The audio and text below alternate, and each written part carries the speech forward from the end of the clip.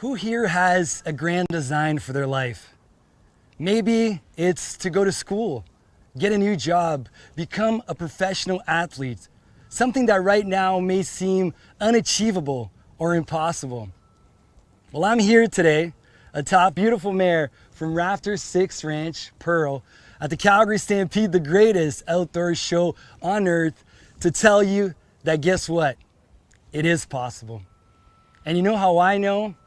Because I did it.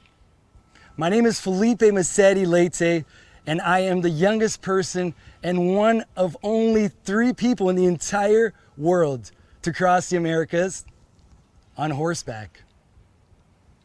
And what I can tell you is that you don't have to be extraordinary to take that first step, but you do have to take that first step in order to become extraordinary.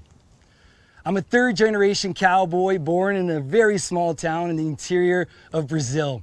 My name Filipe was chosen by my parents due to its meaning, a friend of horses. And I was atop a horse with my old man before I could even walk with my own legs. When I was a little kid, every night before I went to bed, my dad used to tell me Aim Chifley's long ride, who in 1925 rode horseback from Buenos Aires all the way to New York. I love the story so much, it became my life's dream to one day travel on horseback. My family ended up moving to Canada in the early 90s, and in my last year of university, studying journalism at Ryerson in Toronto, it was like every cell in my body was saying, this is the time. You have to leave your dream. You have to go back to Brazil on a horse. Easy peasy, right? In front of me, I had to trek more than 16,000 kilometers at 3 kilometers an hour and 30 kilometers a day, cross 12 international borders and some of the tallest and most rugged mountains in the world. Oh, and I just had one tiny problem. I didn't have a single horseshoe, no money, no equipment, no know-how. One day, I mustered all of the courage I had in me, went on Facebook and typed in, I'm gonna ride a horse from Canada to Brazil. Well, the comments started pouring in. Filipe, you're crazy. It's impossible. You're gonna die. You're obviously gonna die. At that moment, I didn't realize how important of a step I had just taken. But today, looking back, I see that that was the first step. I put my fears aside of what people would think, what they would say, all the negative things that could have happened out there, and wrote it down. That was the first step. And there are neurological studies that prove that when you write something down, you are much more likely to live it, to achieve it. For me, now it wasn't just a dream that lived inside of Filipe, now it was a project. So I built a war room and got to work. I spent 2 years in that room until I acquired the money, the know-how, and my horses. 2 beautiful quarter horses, Frenchie and Bruiser, donated by 2 ranches in Montana. I got so many no's during that period, I lost count, but I never stopped believing in myself. I never accepted failure. I discovered that persistence and positive thinking, those are the keys to opening the doors to the universe. And on July 8 of 2012, the universe finally opened its doors for me. That's the day I started my journey. It was the happiest day of my life up to that point. 2 years before, I had nothing. And there I was, starting my dream. I didn't know how far I would make it or if in fact I would die like so many people said. In fact, that first day, I made it 20 kilometers from right here, my starting point. When I knocked on that first door and asked for help and told the lady who opened it where I was riding to, she nearly laughed in my face. But I was trying, and that's what's important. I had to learn to live with very little. When I started this journey, my horses had to carry everything in the pack saddle, and it needed to be as light as possible. You realize how little you need to survive. A toothbrush, a tent, sleeping bag, some ramen noodles, 4 socks, 5 shirts. It's all I had. Yet I was the happiest I had ever been. I was in the middle of some of the most gorgeous terrain in the world, surrounded by nature. Most of the time, just myself, my thoughts, and my horses. I had to learn to live with solitude, and it wasn't easy. At first, I would talk to my ponies. They never got back to me. Then I start to sing. After about 5 minutes, I got tired of my voice and that ended. And then I'd have an internal conversation with myself. I find out who I really am, what I love, what I don't love, what my DNA is made up of. To me, the saddle was my form of meditating. It was self-knowledge. And what I can tell you today is that if you don't know who you are, if you don't know what makes you happy, where you want to get, how will you ever get there? The hardest part about my ride was not actually crossing continents with my horses. It was crossing those imaginary lines we call borders. They nearly ended my journey. Well, after 1 month on the road, I made it to the US-Canada border. I was a nervous wreck, so nervous. But this was a moment that gave me great power to continue. You see, if I looked at the journey as a whole, I would have gone crazy. It was too long, too hard. So I broke it down into reachable goals, goals that I could see. And that was the first one on a very long list. One of the questions I get asked the most whenever I do talks or book signings is always, Filipe, did you ever think about quitting? And the truth is, I thought about quitting every single day. This is the hardest thing I've ever done in my life. I was always in some form of danger, from busy roads to raging rivers, unpredictable weather to wild animals. Oh, the wild animals. This that you're looking at right now is a snake that almost bit me. But the scariest animal of all was in northern Montana. It was early in the morning. I was already in a bad mood. I hadn't showered in days. It was so hot. I was sweating buckets when all of a sudden my horses stopped. Just like this. Didn't want to continue. I started getting agitated, wanted to run back the way we just come. I couldn't understand why. I'm looking around, there's nothing. I'm like, come on boys, let's go. Let's go, let's go. Ask them to walk. When all of a sudden, ears pointed forward, a grizzly bear comes tearing out of the forest right in front of us. The horses saved my life. If we had kept walking at the pace we were moving, that bear would have come out right where we were. It was a huge moment for me to trust my herd, my team, my horses' instincts. They smelled that bear way before I could see it. Sure, I was taking care of them. I was the leader of that herd. I had to find them water, food, a place for them to sleep every night, but they were also taking care of me.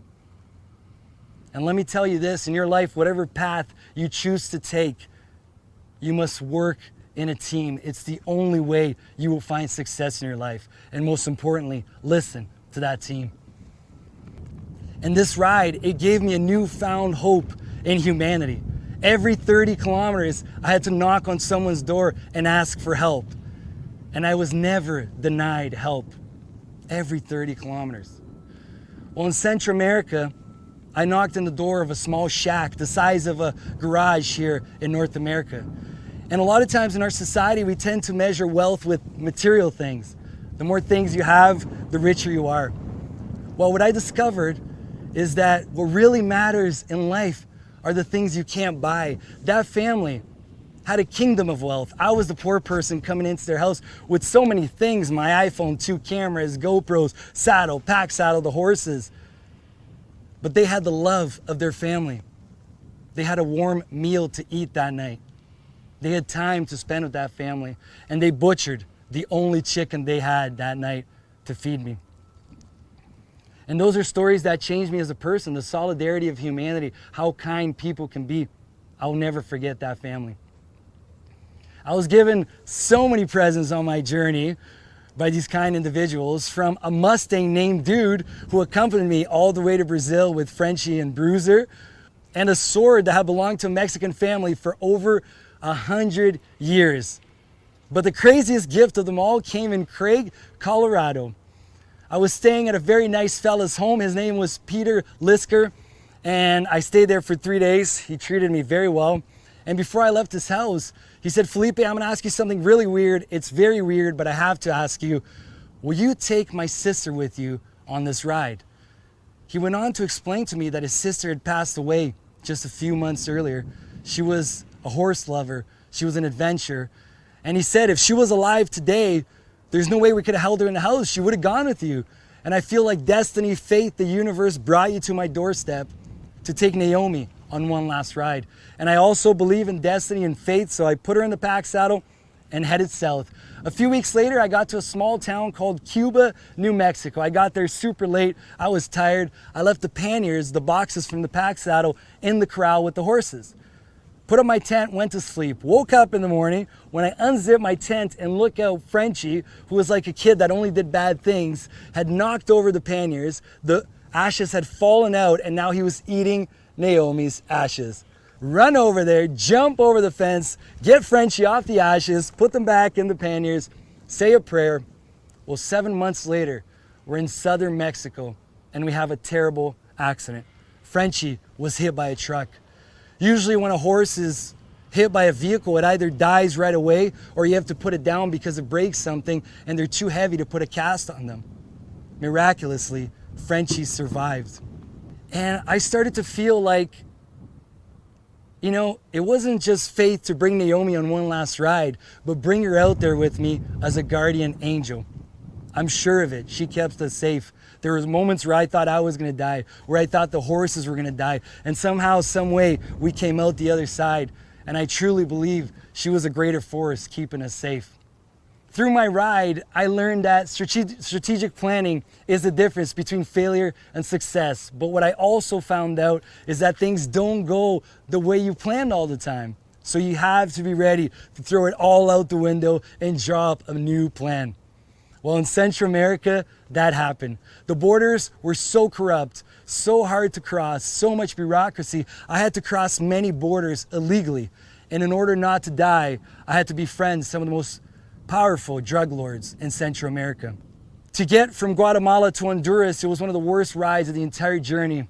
We were climbing up this mountain in the rainy season, 40 degrees, humid, in the middle of a forest. The horses couldn't walk up by themselves. It was so muddy, so rocky. I had to grab one horse, walk him up 200 meters, grab the second horse, walk him up 200 meters, go back, get the third horse, walk him up 200 meters.